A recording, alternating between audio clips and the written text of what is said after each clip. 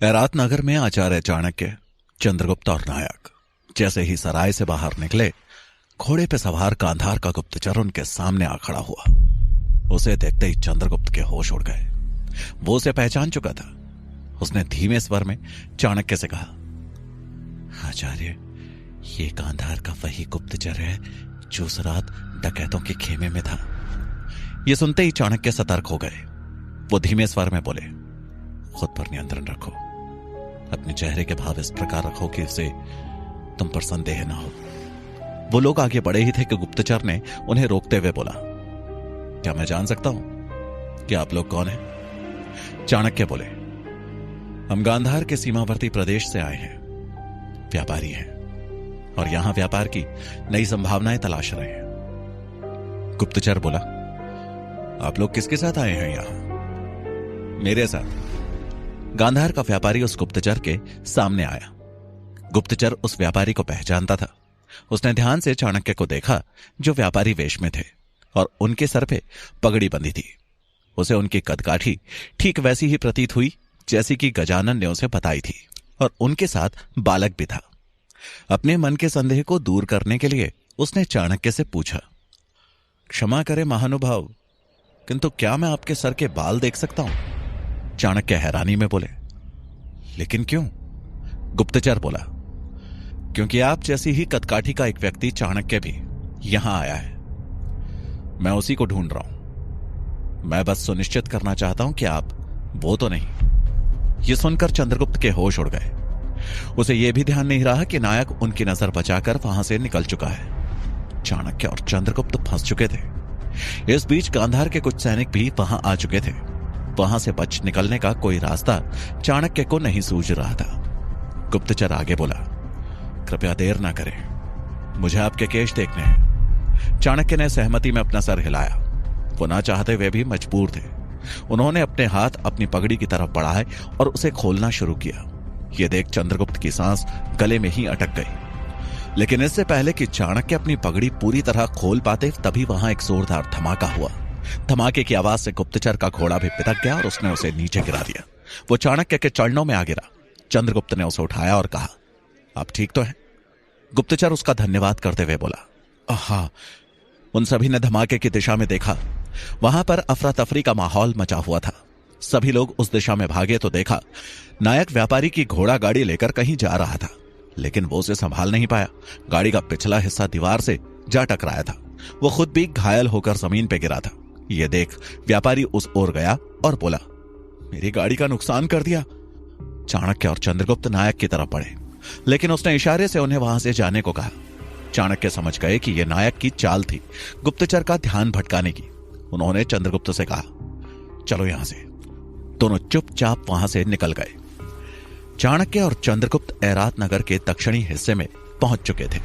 उन्होंने देखा कि उस हिस्से पे एक लोहे का विशालकाय द्वार लगा था, जिसके बाहर कुछ सैनिक पहरा दे रहे थे। दोनों उस ओर बढ़े और उन्होंने उन सैनिकों से उस स्थान को देखने की इच्छा जाहिर की। उनमें से एक सैनिक बोला, बाहर से आए व्यक्तियों को यहां भीतर प्रवेश करने की आज्ञा नहीं, जाओ यहां से। तभी वहां कुछ और यवन सैनिक भी आ पहुंचे। चाणक्य ने चंद्रगुप्त से कहा, अभी हमें यहां से जाना होगा और वहां भीतर जाने का कोई नया मार्ग ढूंढना होगा।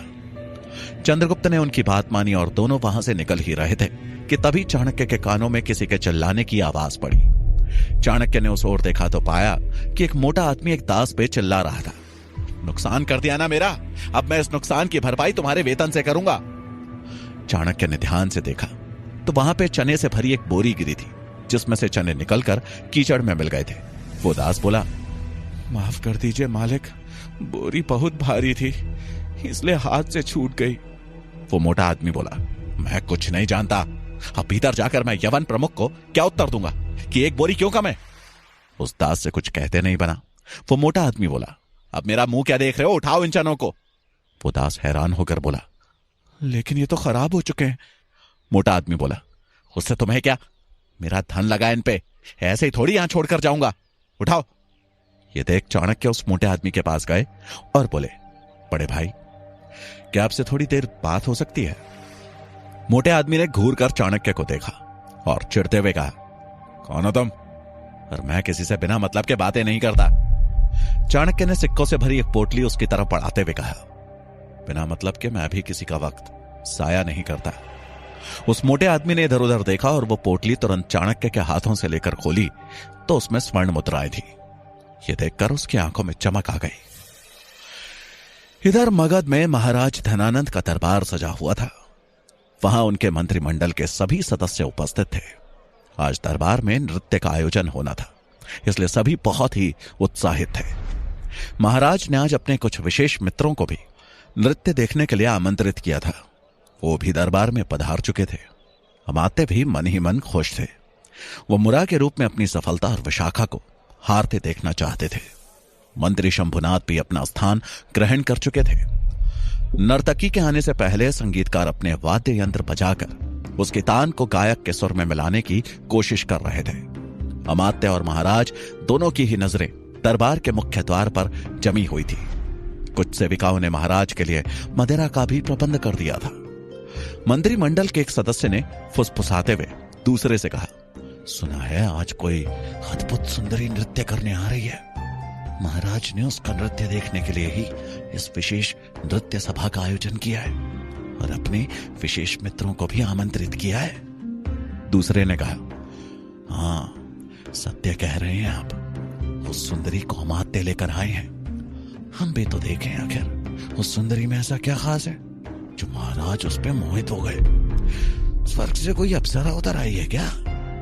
तभी मुख्य द्वार के बाहर से आती घुंघरुओं की आवाज दरबार के अंदर बैठे मंत्रिमंडल के सभी मंत्रियों के कानों में सुनाई दी। वो आवाज धीरे धीरे नजदीक आती जा रही थी। दरबार में एक शांति सी छा गई। सभी की निगाहें द्वार पर ही जम गई। महाराज का मदिरा पात्र वाला हाथ भी उनके मुख में जाने से पहले ही ठहर गया। कुछ पल बाद ही मुरा ने दरबार में कदम रखा। उसका चेहरा घूंघट से ढका था और उसके कदम धीरे धीरे महाराज की ओर बढ़ रहे थे। उसके पैरों में बंधे घुंघरुओं की आवाज और कमर की करधनी की आवाज ने नृत्य के पहले ही सबको अपनी तरफ आकर्षित कर लिया था। सुंदर वस्त्र और सोने के आभूषण में उसकी खूबसूरती और निखर रही थी।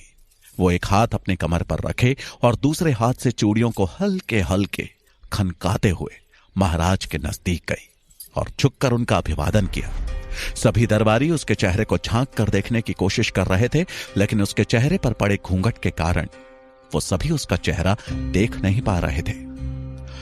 वहीं विशाखा एक तरफ कोने में खड़ी सभी सभासदों को इतना बेचैन देख मुस्कुरा रही थी। वो मन ही मन बोली, बस कुछ देर और फिर सबके चेहरे से हंसी गायब होने वाली है। धनानंद बोले, तुमने अपना ये चेहरा क्यों ढका है? अपने घूंघट को उठाओ। धनानंद का आदेश सुनकर भी मुरा स्थिर खड़ी रही। उसने अपना घूंघट नहीं उठाया। ये देख धनानंद अपने स्थान से उठे और उसके निकट आकर बोले, हम जानते हैं तुम अपना घूंघट क्यों नहीं उठा रही हो। तुम चाहती हो ना कि तुम्हारा ये घूंघट हम उठाएं, तो हम ऐसा ही करेंगे। ये कहकर धनानंद ने मुस्कुराते हुए जैसे ही मुरा का घूंघट उठाया, उनके चेहरे की मुस्कुराहट गायब हो गई। क्रोध से उनकी आंखें लाल हो गई। मुरा के चेहरे को देख उनका मन गुस्से से भर गया। मुरा के पूरे चेहरे पर लाल निशान थे जो देखने में बहुत ही गंदे लग रहे थे।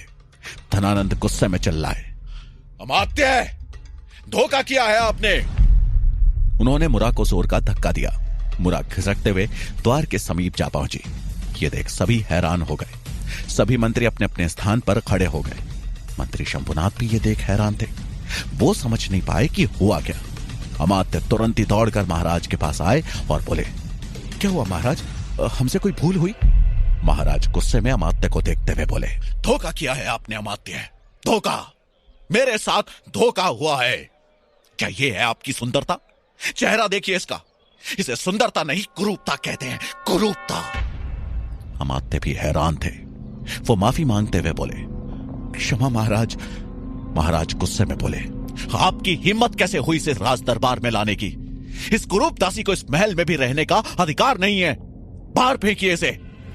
उन्होंने एक नजर अपने आमंत्रित किए हुए मित्रों की तरफ देखा और फिर अमात्य से बोले, यदि अगली बार आपने हमारे साथ ऐसा उपहास किया तो आपके लिए अच्छा नहीं होगा अमात्य। इतना बोल वो गुस्से में पैर पटकते हुए राज दरबार से प्रस्थान कर गए। अमात्य जब मुरा के नजदीक गए और उसके चेहरे को देखा तब उन्हें समझ में आया कि महाराज इतना गुस्सा क्यों है। वो गुस्से में चिल्लाए, जाओ यहां से। मुरा डरी सहमी लज्जित होकर दरबार से चली गई। उसकी आंखों में आंसू थे, लेकिन अमात्य हैरान थे कि कल तक तो मुरा पूरी तरह ठीक थी, फिर आज अचानक उसके चेहरे को क्या हो गया।